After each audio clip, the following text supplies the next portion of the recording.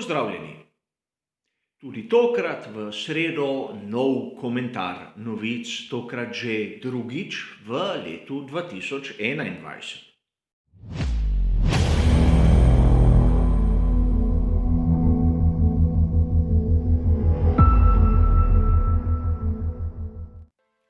Tudi tokrat si bomo ogledali štiri različne sklope, štiri različne tematike, kjer bom skušal dati malce bolj poglobljen pogled v tiste tematike, ki se meni osebno zdijo zanimive. In poleg tega bom skušal dati tudi svoj komentar na tisto, kar sam razumem, da se je v resnici zgodilo. A kogar bo zanimalo, kaj je pisalo v vseh tistih citiranih člankih, kot ponavadi, dobi vse bližnjice v opisu. A pojdimo naprej z našim prispevkom in lotimo se prvega sklopa.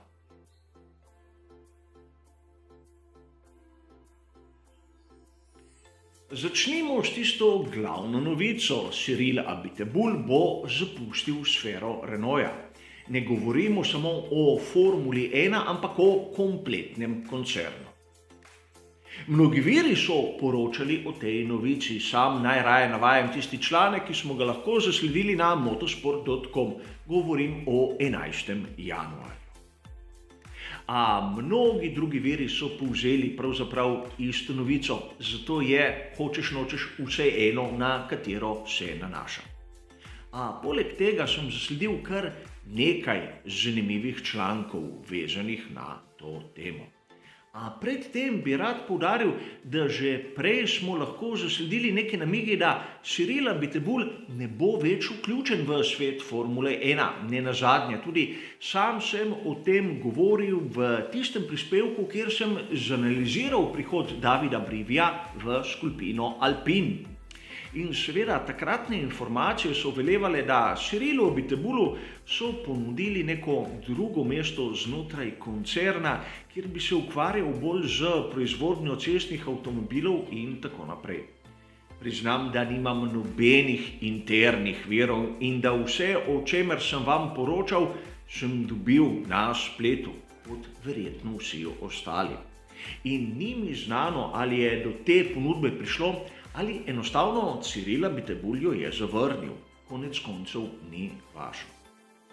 Prva analiza, katera se mi zdi izjemno dobra, izjemno korektna, je tista, ki jo dobimo pravzaprav na uradni spletni strani Formule 1, f1.com, avtor Lorenz Barretto. Napisal je dokaj dobro analizo dogajanja v tovarniški ekipi Renault in do tistih sprememb, katere se pričakujejo v naslednji sezoni, oziroma tej, kateri se bo začela čez nekaj tednov. Treba je razumeti, da Cyril Abiteboul je v svetu Formule 1 od sezone 2001 in da je bil stalno pod okriljem Renaulta. Hočeš nočeš, tudi takrat, ko je bil pri Lotusu pomišljaj Caterhamu, je bil vezan na Renault, oziroma Renault je bil njegov podpornik. In ugotoviti moramo, da Cyril Abiteboul je ogromno obljubljal, a teh obljub skoraj zmeraj ni izpolnil, oziroma ni jih izpolnil pravočasno. In seveda tudi zanimiv je tisti članek, ki ga lahko preberamo na spletni strani Essential Sports. Naslov je malce šaljiv. Sprašuje se, ali bo Cyril Abiteboul sploh naredil tisto tetovažo, s katero sta stavila z Danielom Ricciardom. A vsebina je, po mojem osebnem mnenju, dokaj dobra, dokaj globoka. Tudi tu ne smem mimo tiste analize, ki jo je naredil Mark Hughes na TheRace.com, kjer nekako bolj politično korektno opisuje celotno zgodbo Cyrila Abiteboula v svetu Formule 1. In tu navaja dejstvo, da Cyril je prišel dokaj zgodaj na dokaj visok položaj, za katerega pa ni imel potrebnih izkušenj. In tu moram sam dodati, da kolikor Cyril Abiteboul ni imel tistih pravih izkušenj, zakaj so mu zaupali tako visoka položaja? Kolikor je bil namenjen na nek visok položaj, bi mu tisti odgovorni morali dati nekega mentorja, nekoga, ki bi mu pomagal, ki bi ga usmerjal, ki bi mu nekako omogočil dobiti potrebne izkušnje. Tu moramo razumeti, zakaj so se sedaj pri Renaultu tudi odločili za to menjavo, malce bolj poglobljeno. Cyril Abiteboul je obljubljal ogromno, bil je tudi udeležen v mnogih sporih. Ne moremo mimo dejstva, da je prišlo do spora med Renaultom in celotno sfero Red Bulla.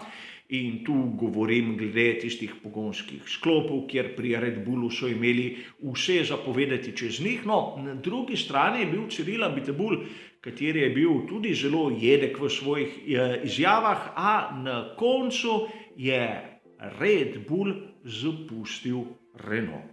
Namesto Red Bulla je prišel McLaren in v zadnjih 2 sezonah je bil McLaren bistveno boljši od Renaulta. In to verjetno tistim odgovornim, kateri sploh ne gledajo Formule 1, ni bilo všeč. Druga točka, mimo katere ne moremo, je Daniel Ricciardo, katerega je pripeljal v Renault Cyril Abiteboul. Stal je ogromno. In rezultate, ki jih je prinesel ta izjemno dobro plačani voznik, ne vem, kako bi ocenili. Seveda, v drugi sezoni je prišel na zmagovalni oder. Nekaj, kar so računali, da bodo dosegli sicer sezono prej, a niso. A problem je nekje drugje. Esteban Ocon, tisti posojeni voznik iz sfere Mercedesa, je dosegel bistveno boljše mesto na zmagovalnem odru. In sedaj je brez veze razlagati nekemu menadžerju koncerna, ki proizvaja cestne avtomobile, kako gredo zadeve v Formuli 1. Njega to ne zanima, njega zanimajo goli rezultati. In seveda ne smemo pozabiti, da Cyril Abiteboul je imel kar nekaj zapovedati proti ekipi Racing Point. In če pogledamo rezultat tiste razsodbe FIA, ni bil preveč uspešen, strinjamo se vsi s tem.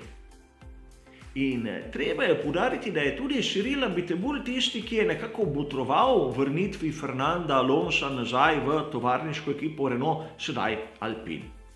Ponavljajoča se zgodba z Danielom Ricciardom, izjemno drag voznik, kateri obeta ogromno, a zgleda, da se je s tem Cyril Abiteboul nekako hotel podaljšati svoj staž. Sam ne vem, ali bo Fernando Alonso uspešen ali ne. Videl sem bistveno boljši pristop z njegove strani in upam, da mu bo uspelo. A vkolikor sledite mojemu kanalu, sem Cyrila Abiteboula zmeram označeval kot neprimernega za tisto funkcijo, katero je opravljal. Zato mi je ta menjava izjemno dobrodošla. Upam, da ga bomo videli še kdaj v Formuli 1, ampak v kaki funkciji, katera bo bolj primerna njemu. Do takrat pa upajmo, da v prihajajoči sezoni 2021 bo ekipa Alpine pokazala bistveno boljši napredek.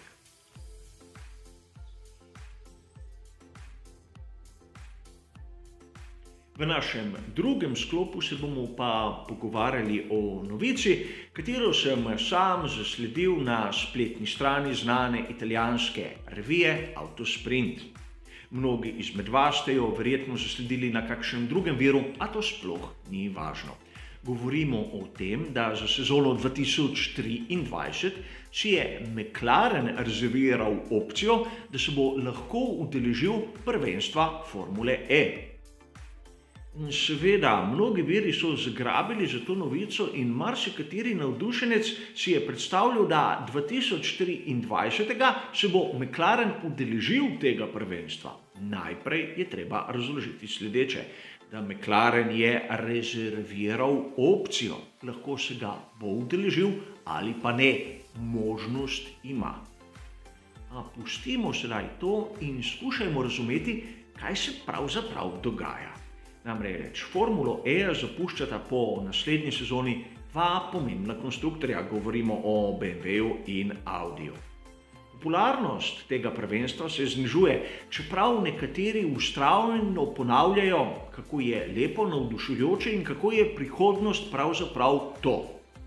Sam se s temi trditvami sicer ne strinjam, a kdo sem jaz, da bi sodil? Vseeno, zakaj McLaren hoče vstopiti v to prvenstvo? ne zaradi kakšne ljubezni do te kategorije ali ljubezni do samih dirk. Iz čistega posla. Vsaj tako je moje osebno videnje. Gre pa zaradi tega, da McLaren Applied Technologies je tisti del grozda McLarena, kateri proizvaja baterije za vse nastopajoče v tistem prvenstvu. In ukolikor ukinejo prvenstvo, bo McLaren ob zajetno pogačo denarja. Zato se jim bolj splača imeti ekipo, katera bo zvišala število nastopajočih, kot pa da izgubijo celoten posel. Seveda, tu gre zopet za navezavo verjetno tudi z Mercedesom, kateri proizvaja v Brixworthu tudi električne motorje za to kategorijo, kjer bi nekako dobili sinergijo. Vključno s tisto novo šasijo generacije 3, katera bo prišla v uporabo pravzaprav v tisti sezoni. In verjetno smo vsi že zasledili, da finančna slika celotne skupine McLaren je vse prej kot optimistična. Vsaj tako pravijo razni viri. In verjetno tudi zato McLaren daja v javnost take novice, da nekako ustvari vtis nekega podjetja, katero je zdravo, katero ima načrte tudi v prihodnosti. In tu bi lahko citirali tiste sinergije, ki jih imajo tudi v IndyCarju, kjer so pred kratkim objavili, da bo Juan Pablo Montoya z njih nastopil na dirki za 500 milj Indianapolisa. Z eno pripombo, McLaren je tam pokrovitelj. Nima nič s tisto strukturo, razen tega, da jim nekako daja finančna sredstva. Podobno kot vidimo pri Alfa Romeo in seveda Alfa Romeo Racing pomišljaj Sauber. Podoben koncept, a seveda mnogi navdušenci ne vidijo tega. Pustimo sedaj to in pojdimo raje naprej.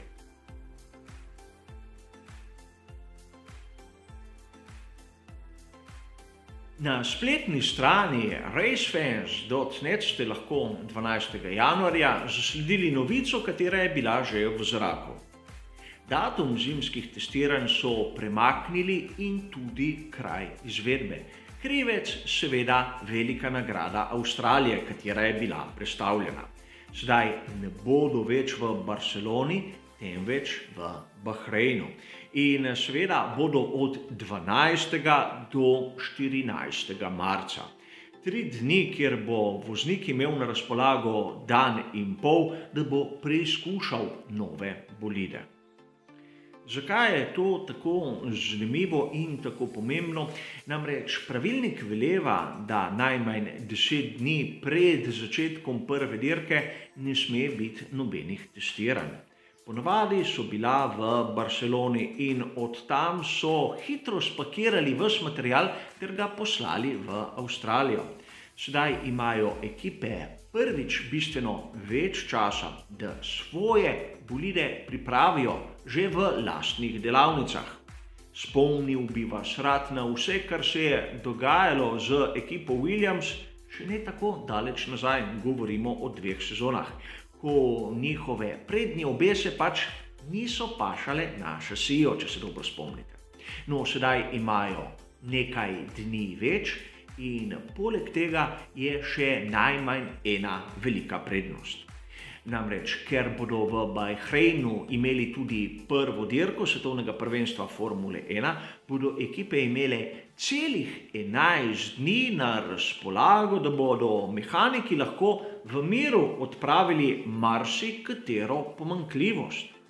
In seveda pričakujemo tudi lahko, da bomo videli v teh 11 dnevih tudi kakšen malen dan, kar ne bi bilo nič kaj tako neobičajnega. In seveda neobičajno je tisto, kar bi vam rad poudaril sedaj. Vse ekipe so se strinjale z to spremembo, razen McLarena, tiste ekipe, ki je edina zamenjala dobavitelja pogonskih sklopov.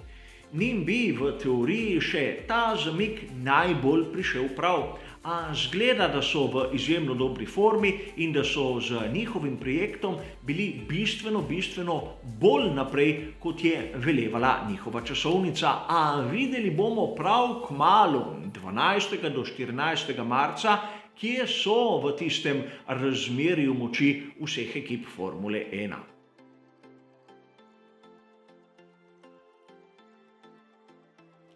V našem zadnjem sklopu se bomo pa malce zaustavili pri tisti novici, ki ste jo lahko zasledili naprimer na gpfans.com 12. januarja. Govorimo o brazilski dirki za veliko nagrado in težavah povezanih z njo. V prejšnjih tednih ste lahko zasledili novico, da je nov organizator dirke podpisal 5-letno pogodbo z Liberty Media, kar je seveda vse nas navdušence in ljubitelje te dirke razveselilo. In kaj je sedaj šlo narobe? Pogodba, kot ponavadi v Formuli 1, je bila dokaj zasebne narave. A brazilski sodnik je pogodbo nekako zamrznil, ker je ugotovil sume velikih nepravilnosti. Namreč ne bomo videli več velike nagrade Brazilije, temveč veliko nagrado São Paula, kar ni ne vem kakšna sprememba, potem ko smo naprimer v Italiji videli veliko nagrado Emilia Romagna in tako naprej. A to ni bistveno. Bistveno je to, da São Paulo je dal organizatorju določena finančna sredstva, da se je velika nagrada tako preimenovala. In to brez kakih razpisov, brez transparentnosti. In ne govorimo o majhnih vsotah.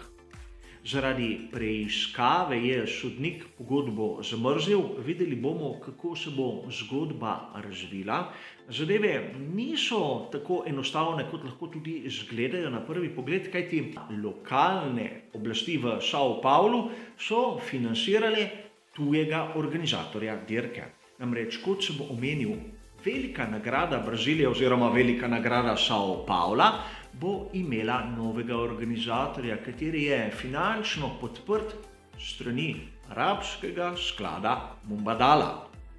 Ta je nam navdušencem dobro znan, namreč pojavil se je tudi celo kot pokrovitelj naprimer Scuderie Ferrari in vezan je na mnogo dejavnosti znotraj Formule 1, prihajajo iz Abu Dhabija.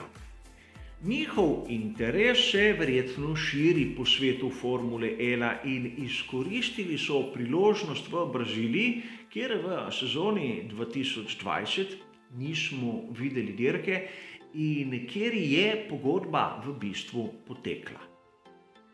Seveda, Brazilija ima izjemno dolgo tradicijo v Formuli 1, je po mojem osebnem mnenju ena izmed najlepših dirk na koledarju. Če Arabci vidijo potencial, da bi zaslužili za svojo investicijo, ne vem, zakaj tega ne počno sami Brazilci in zakaj morajo plačevati tujcu, da dirko sploh organizira. Kot ponavadi gre za moj oseben pogled na tematiko, o kateri bomo diskutirali tudi verjetno še v prihodnosti. A za tokrat bo to dovolj. Hvala za vašo pozornost in seveda nasvidenje.